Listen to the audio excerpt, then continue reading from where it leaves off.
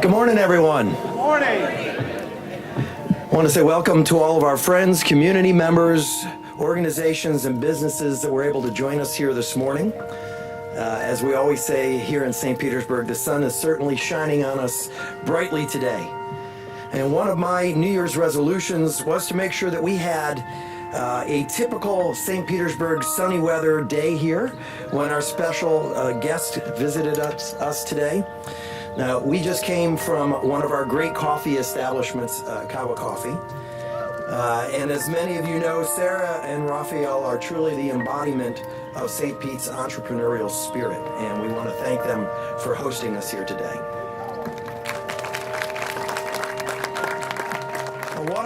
What a perfect way to start the new year with continued excitement and ambition to say we are still in. A city leading the way and taking action to address climate change and working toward clean energy goals in one of the areas in the nation's most vulnerable to the effects of climate change and sea level rise.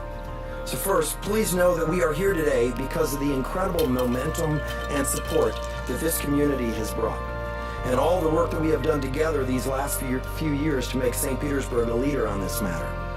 But there's still so much more to do. And that's why I am so honored to welcome and introduce Mayor Michael Bloomberg to our Sunshine City today.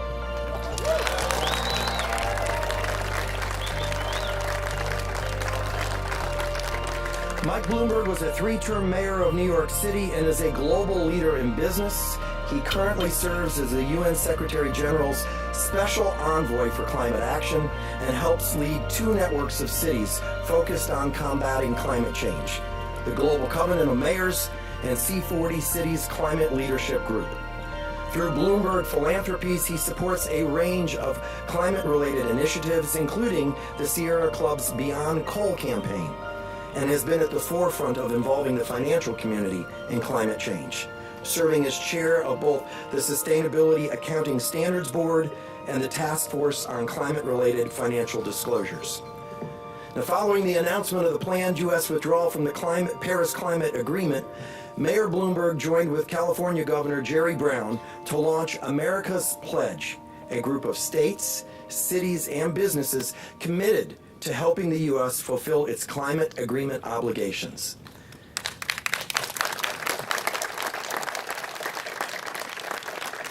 He is also the co-author of the New York Times bestseller Climate of Hope, which you all should read. And it is a climate of hope that he is creating around the world and right here in St. Pete this morning. Mayor Bloomberg. Well, thank you, everyone. And Rick, thank you. I'm probably the last New Yorker to show up in Florida this winter.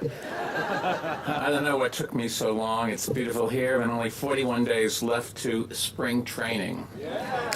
But I did, when we took off yesterday from New York, fly over Yankee Stadium, and I can just tell you it is very cold there.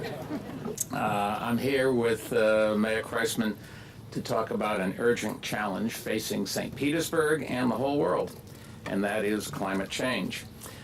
Mayors really can't ignore the risks that we face from climate change because their constituents are already feeling the effects, and they really do expect City Hall to take some action. When someone's child is suffering from asthma because of dirty air, or when their house floods because of a hurricane, they don't call their member of Congress, they call their mayor. And mayors really do understand that cutting carbon emissions is good for their cities.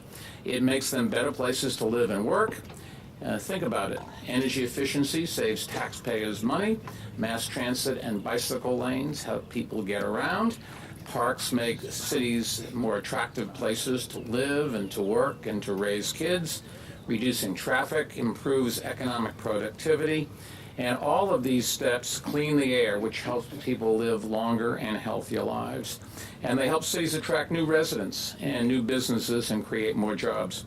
Mayor Kreisman has seen this in St. Petersburg, where the economy is strong and the environment is greener than it has been in decades. Congratulations. He deserves a lot of credit. He is one of our heroes. We had a similar experience in New York City. We were able to cut carbon emissions by nearly 20% in just 6 years, while at the same time creating a record number of jobs. So fighting climate change and growing the economy really do go hand in hand. And that's something that mayors understand, even though the White House clearly does not. When the president said, as Rick talked about, he would pull us out of the climate agreement, hundreds of mayors across the country, including this one, came together to declare we're still in, and they were joined by thousands of businesses and universities and states to pull them together all under one banner. And California Governor Jerry Brown and I created an effort which we called America's Pledge. And as a group, we are determined to uphold America's commitment under the Paris Agreement, no matter what happens in Washington. Yes, it can evolve. To encourage more cities to take bold steps fighting climate change, our foundation has invited the 100 largest U.S. cities to come up with big new ideas for cutting carbon emission. We think that competition really gets the juices flowing and people thinking out of the box and coming up with new ideas. And we promised back then to pick the best of the bunch and provide each of the winning cities with $2.5 million in resources to help implement their plans. We were looking for cities not only with ambitious goals, but also with realistic plans for reaching them and strong mayoral leadership to get the job done. I'm happy to say the response could not have been more positive. Cities all around the country with both Republican and Democratic mayors submitted applications. Originally, our plan was to name 20 city winners, but today I'm happy to announce that due to the impressive quality of the applications we received, we'll be naming 25. And I am now glad to announce one of our winners, in case you haven't already guessed. St. Petersburg, Florida, you've won the City Climate Challenge.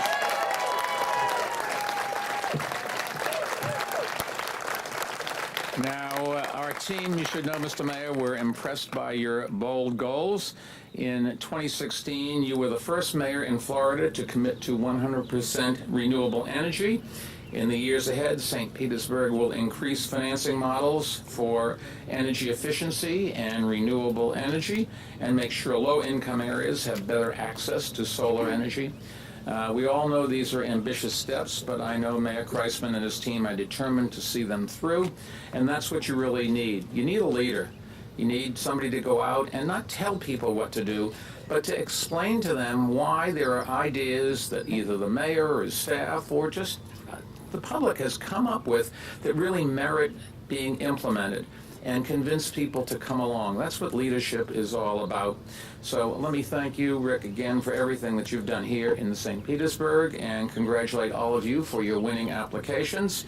We look forward to seeing the results of your work to build a greener city in the years ahead. And I can just tell you, as I was a mayor like you are, and people always want something and they never want to pay for it. I understand that. And you can never do enough.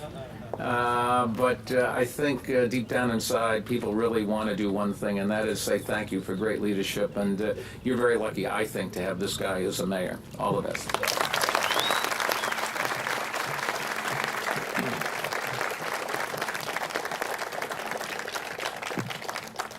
We cannot thank Mike Bloomberg, Bloomberg Philanthropies, and their amazing, spirited team enough for the honor of being awarded resources as part of the American Cities Climate Challenge. In addition, I have some people to thank and then share some history and context. So first, I want to say thanks to the many residents and stakeholders who were a part of the journey to help get us to this moment. I also want to thank my Deputy Mayor, Dr. Kanika Tomlin, our great city staff who are here with us today, and for all those elected officials who have joined us here today, and of course, my special thanks to our city council. Absolutely. Especially Councilmember Darden Rice. Darden, thank you for your leadership on this issue, on the HERS committee and throughout our city. But a special big thanks, and this is a big thanks, to our Sustainability and Resiliency Director, Sharon Wright.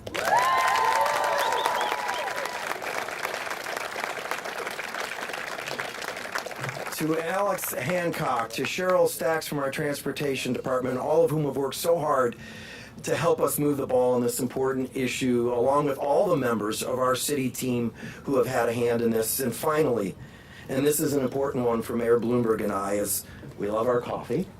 I want to thank Black Crow Coffee for being here this morning. It is most appropriate to have them here as they have a zero waste certification and are helping other businesses be more environmentally friendly. So thank you. So now, if you all will indulge me for a moment, some quick history. I was fortunate enough to become mayor of this great city 5 years ago this month. And I'm embarrassed to share this with Mayor Bloomberg that 5 years ago this month, we didn't even have curbside recycling here in St. Petersburg.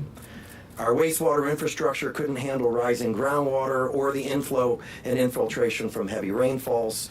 Our seawalls were crumbling. There was no Office of Sustainability, no clean energy roadmap, and no greenhouse gas inventory. Little thought had been given to our changing climate, but today, this is no longer the case. We are in the final stages of finishing our first ever integrated sustainability action plan, and we are now doing all we can as fast as we can to prepare St. Petersburg for the future and to protect future generations. This American Cities Climate Challenge Award from Bloomberg Philanthropies will provide our city team with the resources to deliver real action in the building and transportation sectors, our two biggest sectors contributing to greenhouse gas emissions in our community. The work plan focuses on energy use reduction for city facilities and private sector buildings, scaling up residential programs already in place, like the Florida Sun Solar Co-op and the SELF program for home improvement financing. The work plan will also help the city and its partners to educate and accelerate initiatives in the transportation sector, including mobility options and EV education and incentives. Now, to learn more about this award and the Integrated Sustainability Action Plan, or our ISAP plan, please join us at our open house today at City Hall between 3:30 and 6:30, and then also check on the city's website. Again, thanks to all of you, with special thanks to Mayor Bloomberg for his extensive work with cities on this crucially important issue, and quite frankly, on so many other issues which impact cities and the quality of life that we provide for our residents. So thank you so much, Mayor. Thank you all so much for coming out today.